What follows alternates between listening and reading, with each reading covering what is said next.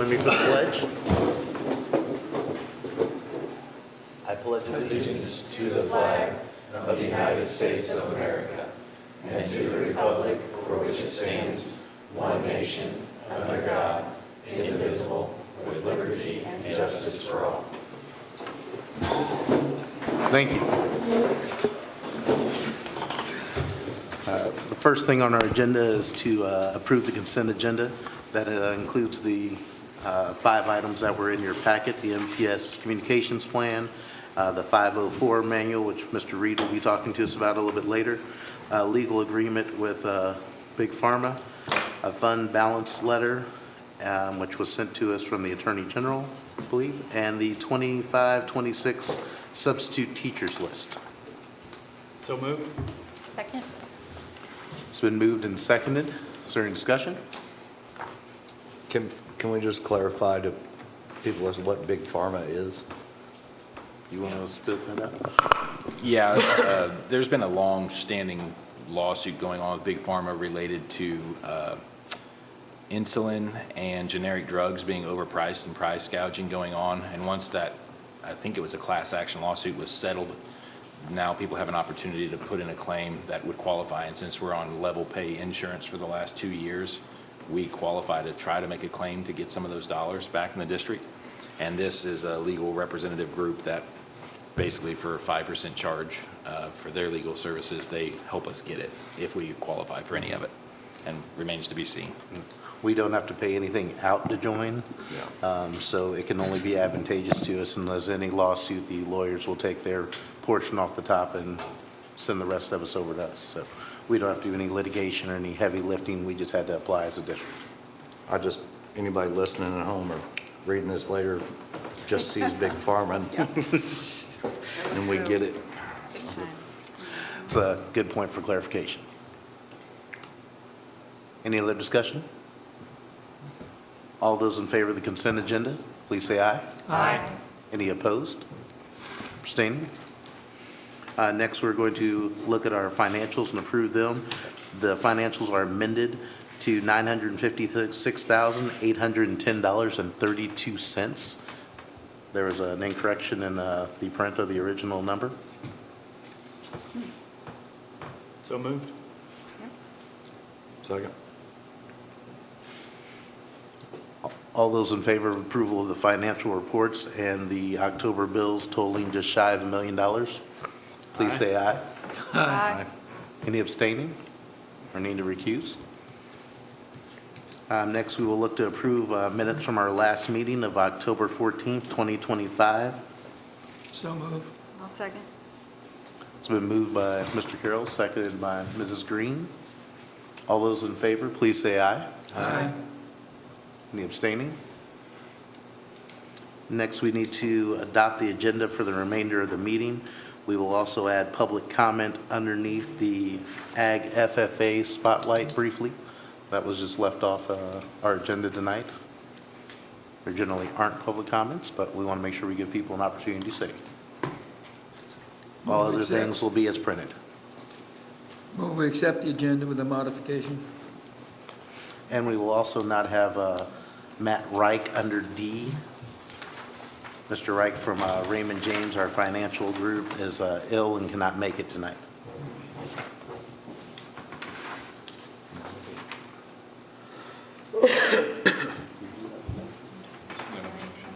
I'll second.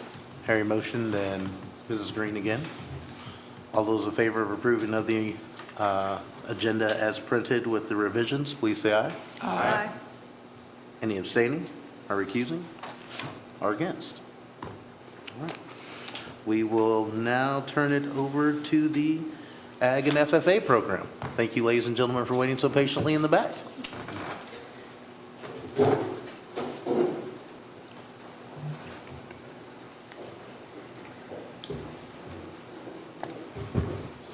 Alrighty, are we good? Yes, sir. Hi, everybody. So my name is Gage Davis. I'm president here at the FFA chapter, and thank you all for having us out. So before I introduce our senior officer chapter here behind us, I just want to give a shout out to our advisors. Back there we have, as I'm sure you all already know, Mrs. Katie Latimer, Mr. Trent Deppy, and Miss Jay Jenkins. So they do a great job with our chapter and a great job of everything that comes with being an FFA advisor and the crazy things that come with it. It's not just a job, it really is a lifestyle, and they put everything they have into what we do, and we truly are blessed to have them. So huge shout out to them. But anyways, our senior officer team here behind us, starting from my left, we have Mr. Tanner Clemens, Liam Connor, Peyton Chafee, Piper Brunson, honorary officer Miles Allred, Miss Briley Christie, Marley Fuchs, and Chloe Anderson. So anyways, as you're about to see on the PowerPoint behind us, we do a lot of fun things throughout the year. We have a very engaged chapter, and it provides a lot of opportunities not only to better their future careers, but also be better leaders in our community. So without further ado, let's show you all what we do.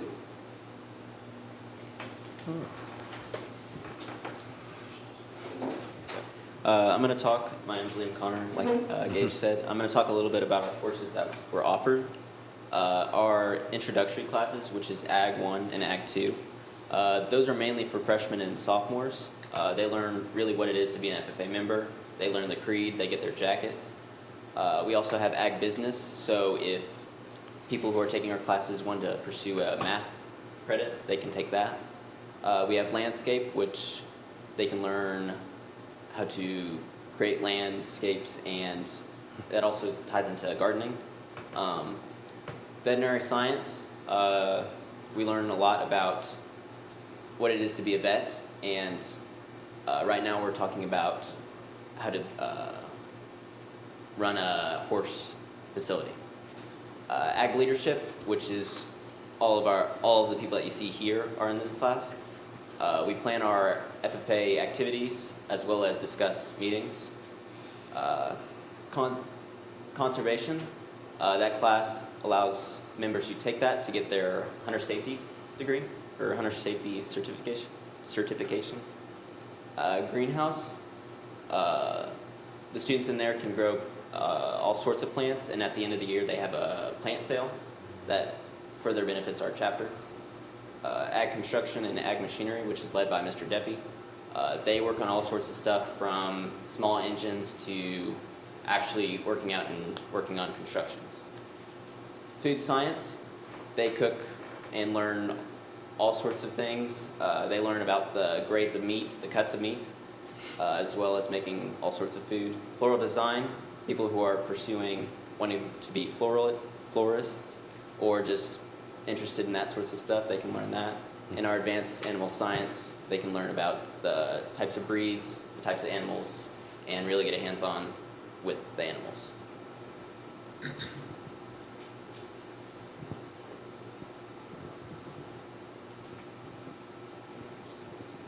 I'm Peyton Chafee, and I'm going to be talking about our members. We have 180 members, 8th through 12th grade. We are 100% membership, meaning that if you are enrolled in any ag class, you are automatically in FFA, and because FFA is intracurricular.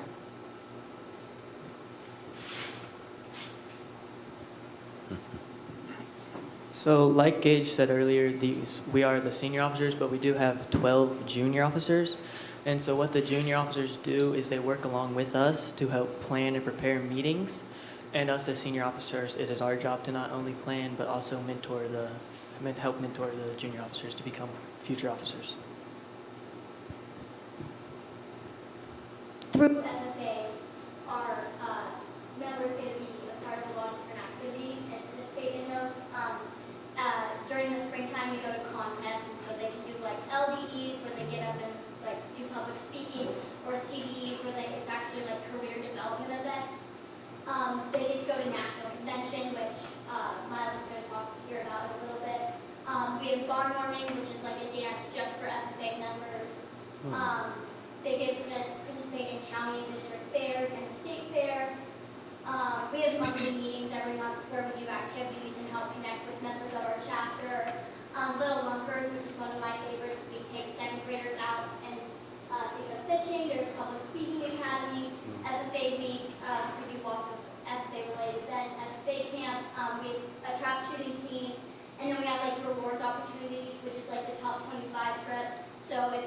top 25 of like points, and we participate a lot in FFA. They go on a trip at the end of the year, and there's the $1,000 club, so if you sell over $1,000 in group sales, you get to go on a little trip. We also have lots of leadership opportunities, like WLC, which we'll be talking about a little bit. We go to Washington, D.C. over the summer. LDE contest, Public Speaking Institute, fall speaking, and national convention.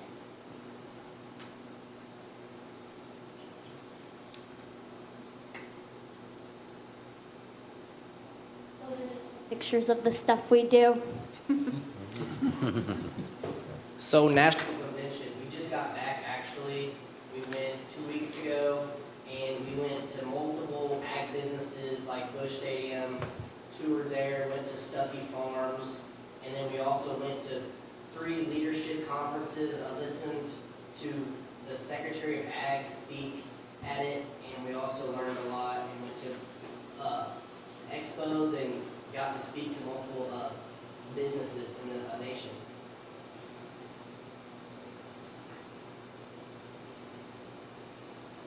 So we have a Washington Leadership Conference held every other year.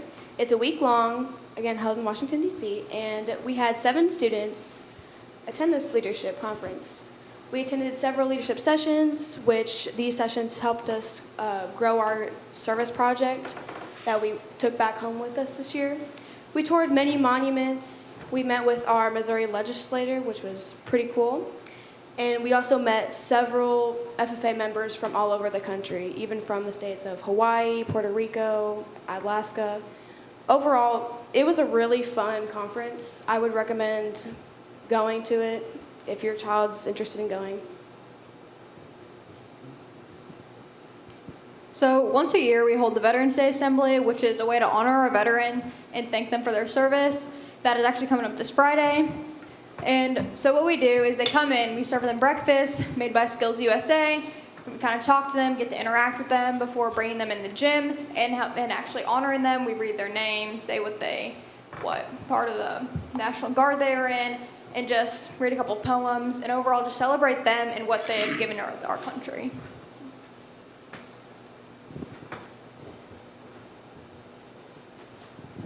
So, like Piper mentioned earlier, Little Lunkers is when we take the 2nd graders from Spainhauer out and help them fish at Blind Pony Lake.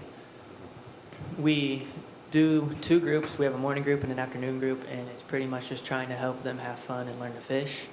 I think the 2nd graders enjoy it, and I know all the high schoolers that go out and help enjoy it.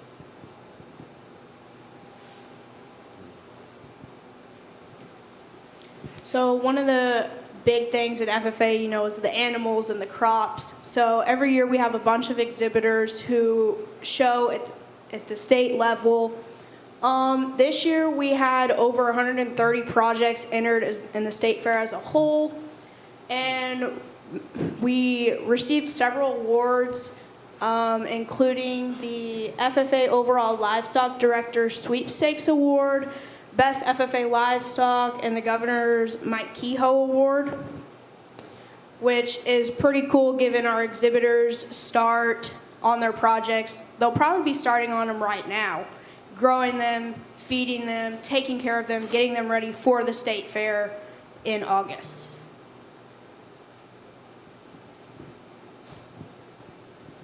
So Marshall FFA has its own trap shooting team. We have a practice every single Wednesday, and we have our own area trap shoot every month, spanning from September to, I believe, February. Last year, our team received first in area and second in districts. We had a senior from last year, Connor Newton. He was 7th in the male bracket, and I was in the first in the female bracket, which was pretty cool. Overall, it's a really fun experience. Do you guys have any questions? Alrighty, thank you everybody for having us. We appreciate it.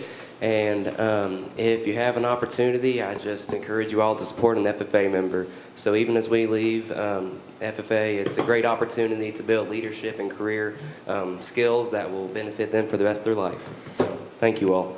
Thank you. I have a quick question before you go. Little Lunkers Day, first of all, appreciate you guys' presentation. It was awesome. But any hazards you might warn future FFA crews about it at Little Lunkers Day? I mean, nothing really comes to mind. Only a few flying hooks. Best advice is watch your back. My son was a second grader this year that might have hooked a high schooler, and you guys still kept smiling. I was out there for a little while. It happened right after I left, and I almost came back to, I just had a feeling my son was going to have trouble that day when he was fishing. Yes, Josephine, she's giving us daily updates for the next week, so she's been doing good. Yeah, it was Mr. Ranke's daughter is who got hooked, if he doesn't mind me saying. So, and I said, Josephine, why did you choose Henry? You know him. But yeah, appreciate you guys. Thank you for your presentation. Yeah, nice job. Thank you all. Nice job. Thank you, President Davis, and the rest of the crew from FFA. We appreciate you and your leadership as well. Thank you.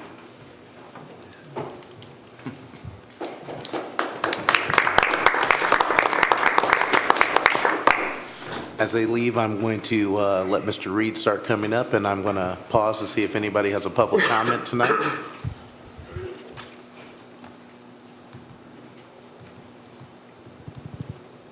And I believe, Mr. Reed, you can probably start when you're ready, sir. Okay, so I am here to follow up that act. It's going to be a tough one to follow. My presentation won't be nearly as exciting or filled with as many fun activities because I'm here to talk about manuals and things in your board packet. So give me a little bit of grace, I guess, on that. So I am here to talk about the communications plan and the 504 manual update that was in your consent agenda. And I'll start with the communications plan. There wasn't a huge overhaul to it at all. In fact, it was just more of an update from last year that Mr. Wright had helped put together. This is part of our board policy, if anyone's really interested in our board policy, KB, that talks about public information and our public information program, and it basically describes how the board superintendent or designee, which is me, will not only help design that, but then present it to the board for its review every year. So that's kind of why we're here and why this is a part of the meeting tonight. So that's straight out of our policy. It's kind of broken down into 5 different areas. I'm not going to go over every single area, but just as a quick overview, kind of our procedures and policy for staff dealing with any media, external communications, by organization, and by organization I mean school building or athletic event or athletic group, communications during emergency situations, and then any additional external and internal communication. So this, you won't be able to read all of it, and it's not that necessarily big of a deal. It just kind of breaks down our main ways of communicating. I know Mr. Pettit has been a big proponent of trying to make it as easy for our families and our community to find the information that they need as possible, so they're not having to search multiple places, multiple locations, log in here, log in there to get all the communication they need. And so basically our secondary levels, the high school, the middle school, and the Career Center, they use the Kinvo messages quite a bit, and then Facebook to promote any of our big district announcements. The athletics side of things will use Sports U and the text alerts, where the elementary level, MIS, SPS, and Butterfield has Class Dojo, that if you have a young student you're probably very familiar with. They also use Kinvo messages, not quite as much, and then they also post a lot of positive things on Facebook and the website as well. So the slide there on the right is a section of the manual that just kind of breaks it down. You can see it goes into even more detail, but I just wanted to highlight kind of the main communication tools for our campuses. We have internal communications as well, a section in there. Really the part that I always used to touch on as a administrator of the building was making sure staff members know when it's not okay to communicate with students. I think this was born more so out of the COVID years when people were getting emails and messages at all hours of the night, people trying to work online, and we basically passed a policy to limit teacher communication between the hours of 6 a.m. and 9 p.m. just so people aren't up trying to feel like they're obligated to answer messages that come in at 11:59 when someone turns in an assignment at the last minute. So we're getting close to, hopefully not, I don't know. Laura Jacoby says we're not going to have any snow days this year, but if inclement weather does happen to come our way in the next couple of months, I have 3 obvious ones here, and then maybe one not, so I should have put a 4 on there.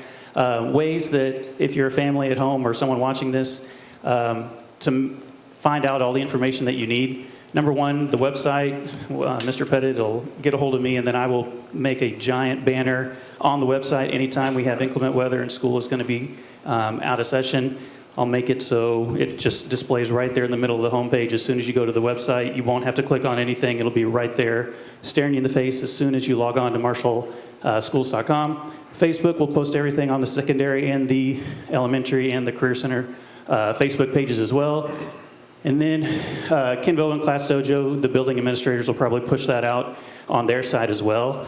And then up in the corners there, I should have put a number 4 with the radio. If you're a person like me who grew up in Saline County and your days are, when you're getting ready in the morning, you listen to KMMO radio. That's what I've done for, I don't know, geez, a long, long time. And so it'll always be on KMMO and any of those other more traditional outlets as well. So I guess for any parents who may be watching this or other members of the community, if for some reason you're unable to get messages, the Kinvo messages can come to parents on their phone. It can come to their email. It'll also translate it into a lot of different languages if English isn't their first language.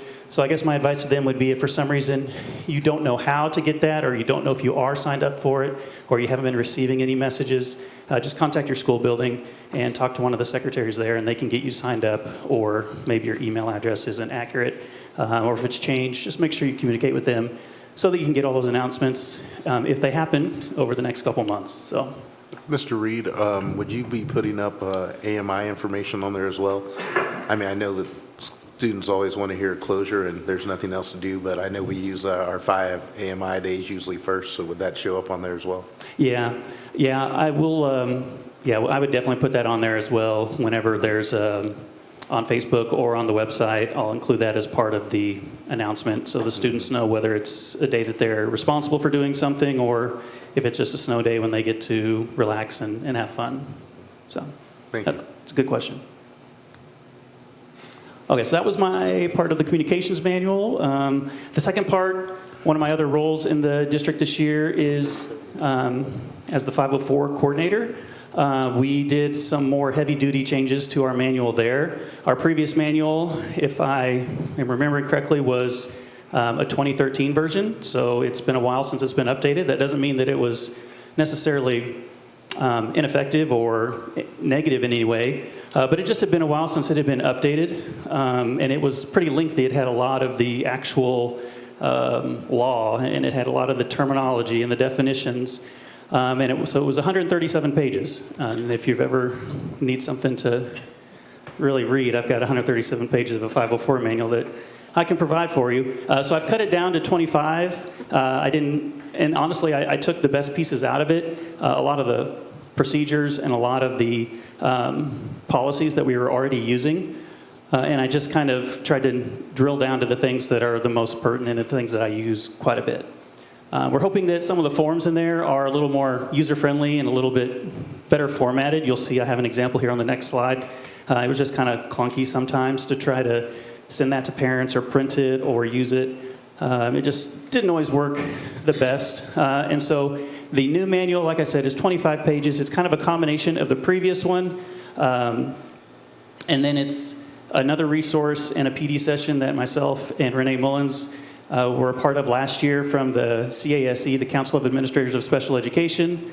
And then also we reached out to some surrounding districts and saw what they had and kind of took all of those things and just kind of meshed it together into something that hopefully will serve us well. So this isn't necessarily anything you need to necessarily see all the details of it there, but the one on the right is kind of the form. The new form, where the one on the left, that's 2 pages. There was actually a third page I couldn't even fit on there. It's basically the same, going to have the same information on it, but it's just an example of trying to clean up some of the formatting because it was kind of clunky. You can see some of those boxes on the left there don't extend all the way through, and just trying to print that and type in it, it just wasn't very effective all the time for our teachers or our parents. And then just some quick 504 statistics in case anyone was curious. You can see almost half of our 504s are currently at the high school, which I would say is probably fairly common. 504 numbers aren't necessarily reported like our enrollment numbers are, like you could pull up on DESE, so I don't have a lot of data from other districts to go off of. But just generally, I would say this is probably fairly common. You can see the middle school and the intermediate school are both at about 20 to 25%, and then our youngest owls there at the Spain Howard campus only have 5%. I'd say that's fairly common usually when someone's 5, 6, 7 years old.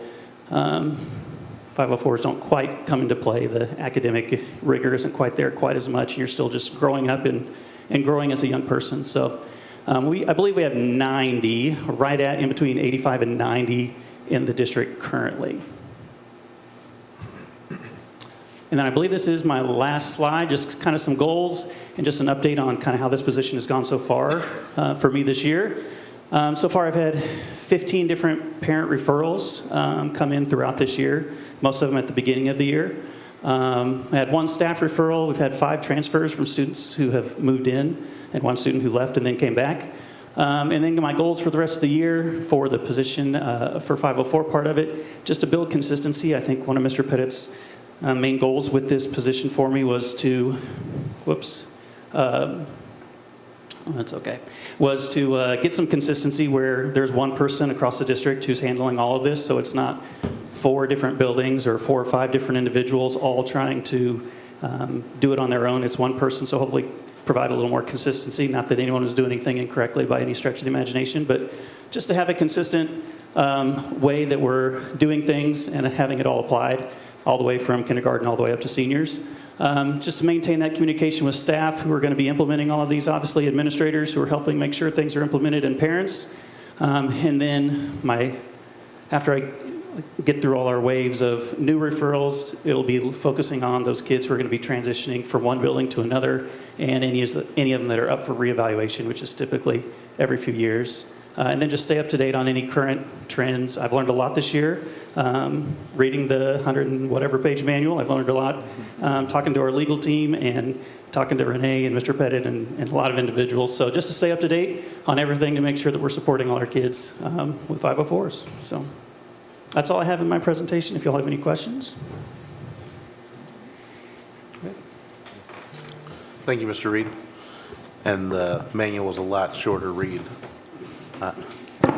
I will admit that I glanced over it in the past and looked at more of the table of contents versus the contents. So I actually had time to read this one. So thank you.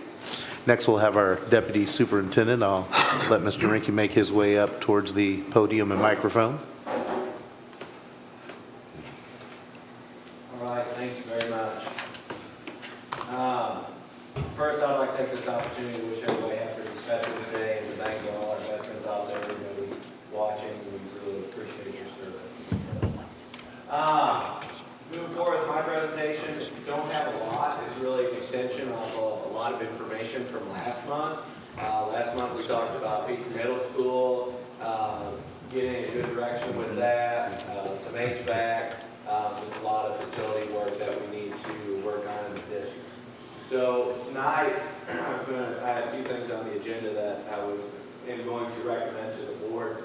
I'm going to talk about this here too. I'd like to go ahead and approve the Beaker Middle School facilities plan to move forward with that tonight, and then also approve the Navitas Phase 2 project, and that's the high school HVAC over the athletic wing, locker rooms, and small kids. So, well, last month we talked a lot about Beaker Middle School, trying to figure out a direction of what we need to do with Beaker. 100-plus-year-old building, it's a staple of the community, but it also needs a lot of work, and we need to figure out what we need to do, what kind of work we need to do with Beaker Middle School, and put that all together so we're just not piecemealing things for the school. We just need to get it right. So, a few of the things, kind of an update not an update, but just revisiting from last month. But there's a lot of work to do on Beaker, roofs, secure vestibule, ADA, HVAC, ceiling tiles, lockers, the parking lot, FEL needs work. The whole thing needs work. And also, kind of into this, we also need some work on the Tom Butterfield early childhood roof. We're going to kind of lump that all together in the roofing project. So, what we want to do is, and I said last month is why I want to bring this company in and kind of look at the thing of how everything works together. course, pretty much when we do this, if it's approved tonight, we will fast track two things, the roof definitely, looking at that, and secure vegetables, we really want to look at that quick. So I will, when we get to the board motion, to recommend to Nova Construction for $8,500 to come in, do a good facility assessment of the building. They make a book about that thick. I mean, they really dive into it, and then get a long-range facility plan together for that building, and just see where everything's at. And, you know, what money it's going to cost to really get that building back into shape. So, and then with that is this roof down here in the park, or in the gym in the early childhood center that we need to seal up. So that's going to be the one recommendation, and move forward with that. The second one tonight is our phase 2 of the Navitas Energy Project. Had a map I showed last month. I think it's, you want some of the presentations, but we have 9 units on the high school athletic wing. They're between 15 and 18 years old. They're running their course of life. So this is a good thing to get done for that area. It's used all the time. Of course, our athletics use it. A lot of community events. It's going to eventually have to be done, whether we do it now or in a couple of years. So we might as well do it under this. Well, we can. So in your board packet, you do have the bid sheet. I also put in there I showed you last month, Brenda Manham, all the equipment that's listed. It's actually, I think it said $696,000. That was the original project. So when the bids came in, we did have 4 mechanical contractors bid. IFS Mechanical was the lowest bid, so which that actually brought everything down for the entire project to $625,000, $625,787. So we still have $125,000 built in contingencies from phase 1 of our Navitas projects. So that money's sitting out there that we can use towards this, which I'll recommend. And then we also have, if you can see in the bids here, they are putting in $40,000 in contingency for this project, which I don't foresee us using that. That would be my hope. And then also in these bids, we are looking to finish out the rest of the district on our optimization. So that's $51,000. So that will tie everything together in the district and allow us under the ESCO, the Energy Savings Company, to continue that for all of our buildings. I didn't look at it this month. I got a meeting actually in about 4 days. But like I said, since last April, looking at our energy bills, we're already at about a $43,000 savings. And then so hopefully over the next 5 years, we can continue, the district can continue those savings. And, that's money that we can spend elsewhere. So the total project honestly will be about $534,000, $787 if we don't use that $40,000 contingency. We are able to do this. I mean, this is coming out of our levy, the certificates that we sold. So we're able to do that because we really had some decent investments back on that money, and then coming under budget with MIS, the building, which is allowing us to run into this phase 2 of our energy project. So it's a good thing. It's a good thing for the district. It's work that's going to have to be done regardless. That is the 2 things I have tonight. I know there's a lot. I hope I gave you a lot of information last month, but does anybody have any questions on this? All right, thank you very much. Thank you. Thank you, Mr. Rinke. Next, we'll have Superintendent Mr. Pettit.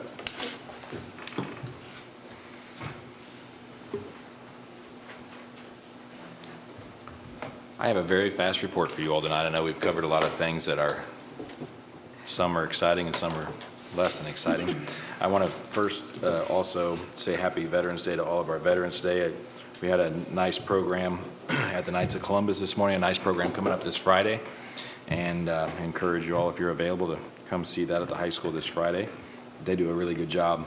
I also want to make a quick mention of Mr. Lenz, who wasn't able to be with us here this evening. He had a little bit of a fall and has been doing some rehabilitation on his hip, but we're optimistic that he will be here in December and I'm also optimistic that we'll be recognizing him in December for, is that better, Harry?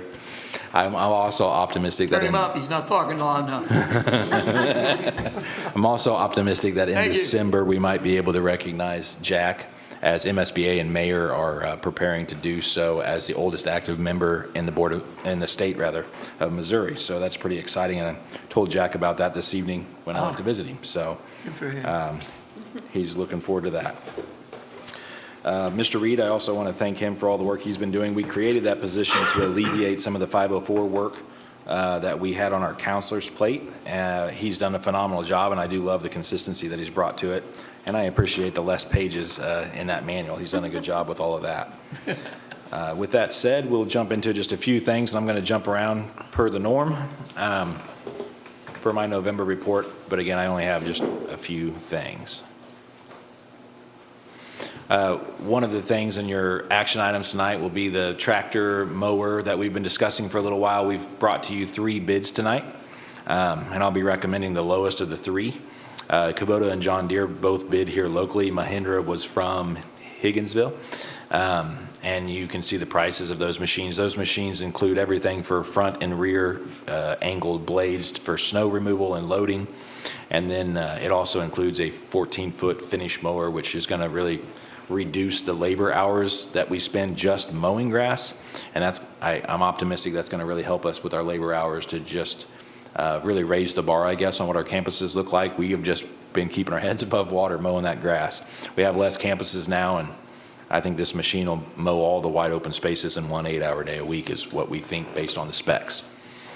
So there will be savings in that. And I'll remind the public more than the board, I think you remember, but that we're saving. We replaced, when we took mowing in-house, $65,000 a year contract, which would be significantly more now 3 years later. When you look at those numbers, you easily would have had a $70,000+ a year mowing contract. That tractor is going to pay for itself each year, I would say, and what we don't pay a contractor.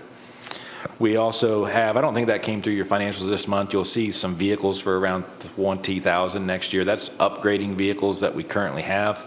We haven't sold what they're replacing yet, but we have 3 matching SRO vehicles coming soon. When we ran our levy, it was all about safety and security. We've thought that matching police vehicles that show that they are for school resource officers, and that's an official position, would really add to the safety and security and what that looks like from the outside.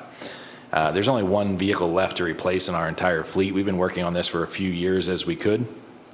And that's good because about every 5 years, Marshall buys buses, and next year would be the 5th year, and it's time to start doing that again. So that's that.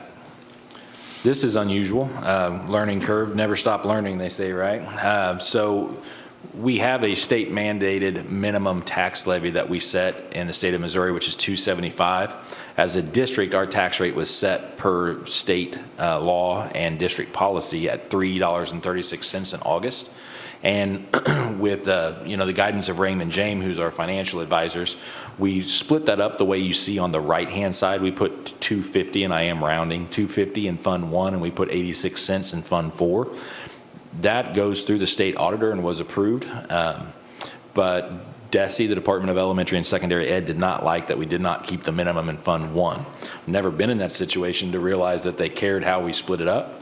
And now I have been. So we're adjusting with the motion tonight, and we double checked with our policy and legal that there's no reason for another hearing. We're not changing the tax rate. We're adjusting which fund it went into. So we're going to adjust it to $275 in Fund 1 and 61 cents in Fund 4 with a motion tonight. It's a long motion. You'll want to read your minutes to make that motion, but it complies with everything they need. Any questions about that before I wrap up? Okay, there is some impact on that since we're talking about tax rates again, let's talk about impact again. So Fund 1 is going to be reduced with this move it's been reduced since last year, I should clarify, by 16 cents. And Fund 4 since last year has been reduced by 29 cents. As a district, we have 100 less students. That is after we reviewed our enrollment a month or two ago.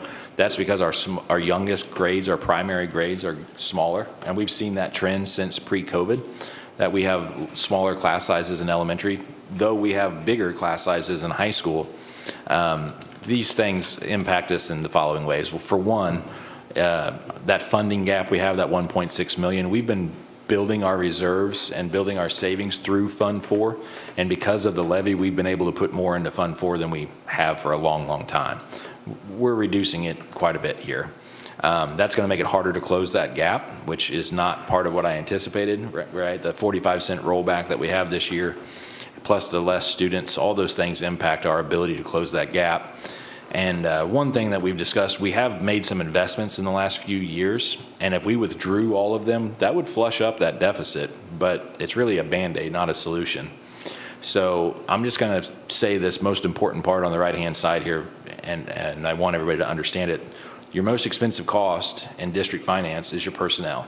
So there's going to be two ways that we're going to deal with this in the days, months, years ahead, barring that we just wait for the, somebody else at the state level to do something for us, and that's either we're going to reduce what we spend or we're going to have to generate more revenue. The easiest, smartest, most proactive thing we can do is reduce what we spend. So it keeps looking more and more likely that that's going to become a more serious discussion that we have to have, unfortunately. But it is only November, so let's just see what Santa brings for Christmas. Maybe it'll get better than it looks right now. Any questions about that? Last thing then, speaking about costs and overhead and long-range planning, all those things play into finance. We have two lots, and I took a nice snippet here from Google Earth, but East Prairie Lane and East Meadow Lane, that's right along Business 65, and what you can't see on the left-hand side of that image is the cemetery and Martin Center that are in close proximity to those locations. The large green grass lots, and in that light, you can't see it here, but if anybody's looking at it at home, they'll probably see two red X's in the big green space right next to Odell. That's the two lots that we now own because of the transaction between ourselves and MSDC. And something I think we should talk about in the next couple months while the grass is not growing is, are we going to sell those, or are we going to maintain those as an indefinite part of our inventory? There's some policy to sell it, and then there's some budgetary considerations if we're not going to sell it. At this moment in time, I don't see us using them to build houses on based on the financial projections. So I'm just going to float that out there and let you guys decide. About the only thing we have for maintenance is the mow right now, though. Is that it? Yeah, and including it on our insurance, yeah. Yeah. That's correct. And that is almost my last slide. Very last thing, employee walk-in clinic. This is going to be an old business, so I'll talk about it now rather than later, but feel free to ask questions. Last month, I brought to you in a first reading a memorandum of understanding, an MOU, i.e. it's a proposal for a potential agreement between ourselves and Katy Trail. I have in your board packets an open, and this is sort of like a first reading here. I think it's time to go back to the drawing table, but Fitzgibbon is interested in also being considered for this endeavor, which would be an employee walk-in clinic. I think at this point, it's time for us to probably take a step back and start kind of looking at the details and considering what's in the best interests of our district employees. This is an amazing recruitment and retention tool, and I love that we now have a little competition to work with an organization here in town. But long story short, without just reading all that to you, I believe it's time to do a survey of our staff, employees, and talk about the different aspects of these two proposals and start seeing what they're going to find the most beneficial, and then start getting a kind of nailed down MOU to bring back to you in a second reading. So best case scenario, December, January, maybe I could be bringing something back to you. And I think the fact that we have two people competing for this cooperative agreement, it's going to make it a better agreement whoever we go with. So that's pretty much where that stands at this point. And that's my report. Thank you all.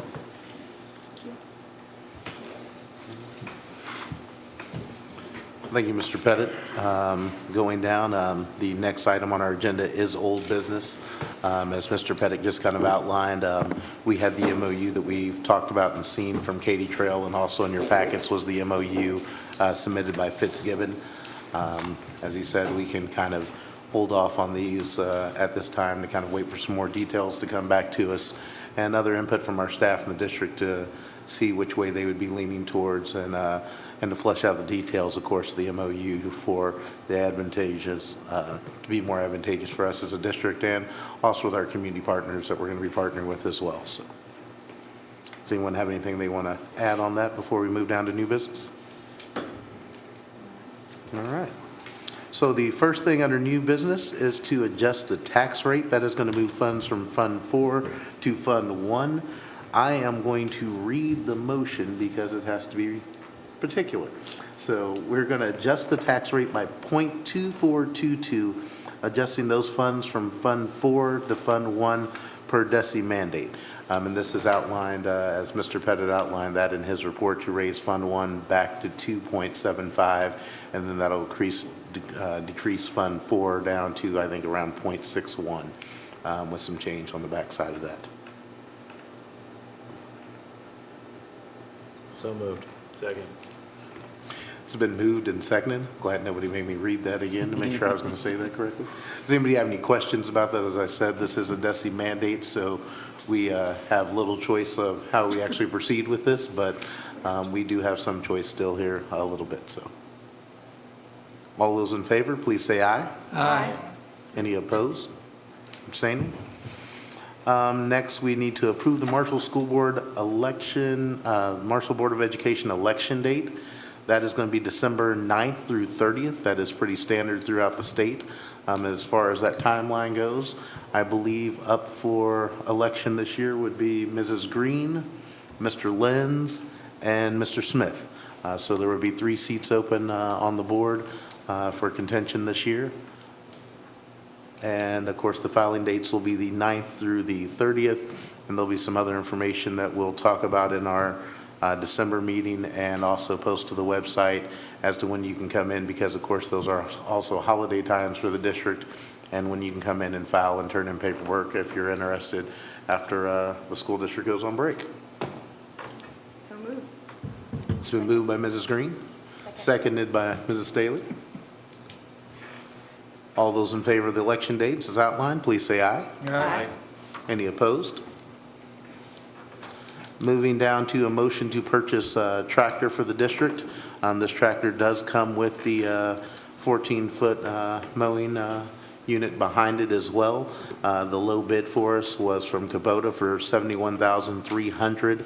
The other 2 bids hovered right around below 90 and a little above 90,000 for a Mahindra and John Deere unit, which were similar in size and scope, it seems. So moved. I'll Second. it. It's been moved and seconded by, we'll go with Ms. Green again on this side. Brad will Do get we you in have there to put any soon. restrictions in there on the superintendent's use of the tractor? You should probably, you probably should, yeah. So it looks pretty fun.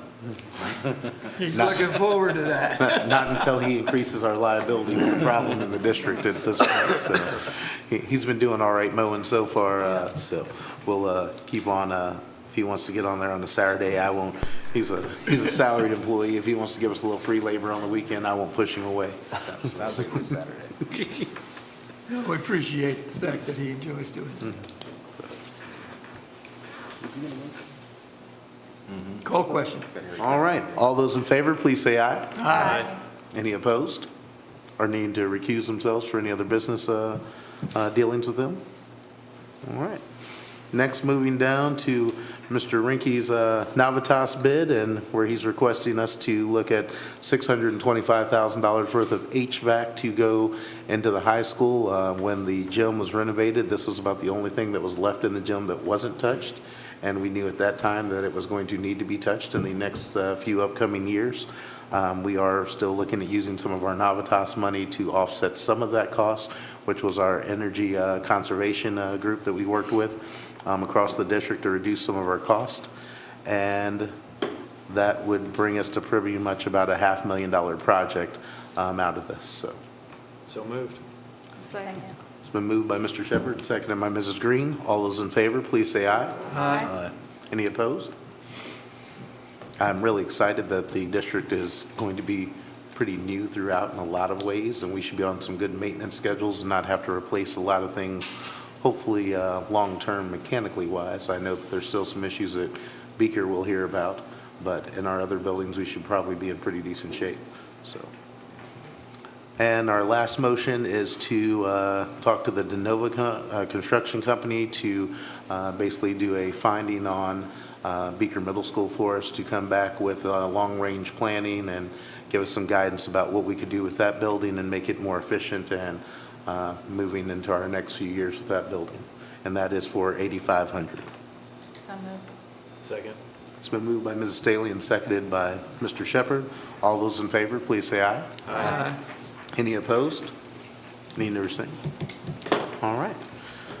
Next, I will entertain a motion to take us into closed session for the issues of hiring, firing, disciplining, promote particular employees, preparation for negotiations with employee groups, personnel records, records protected from disclosure by law. So moved. Second. It's been moved and seconded. Mr. Carroll? Mr. Carroll, can I have an aye? Aye. Ms. Green? Aye. Mrs. Staley? Aye. Aye. Aye. Thank you. We'll move to closed session.